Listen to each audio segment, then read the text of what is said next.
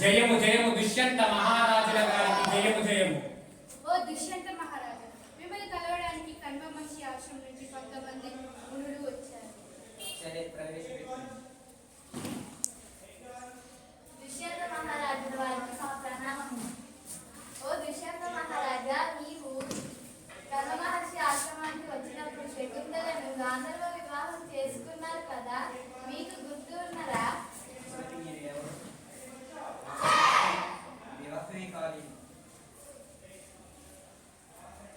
అమ్మ శకుంతల, నువ్వు మాకెవ్వరికీ తెలియకుండా గాంధర్వ వివాహం చేసుకున్నావు. ఎవరి కర్మకు వాళ్ళే బాధ్యులు. అనుభవించు.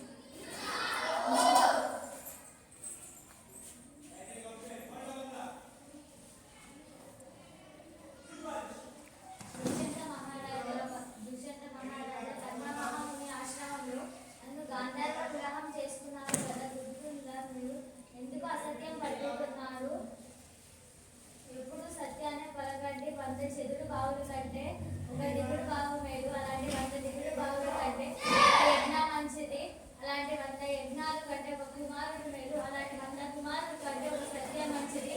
ఎల్లప్పుడూ సత్యాన్ని పలకండి. దుష్యంత మహారాజా, ఆకాశవాణిని పలుకుతున్నాను. శకుంతల మీ భార్య, భరతుడే మీ కుమారుడు. స్వీకరించండి. సరే.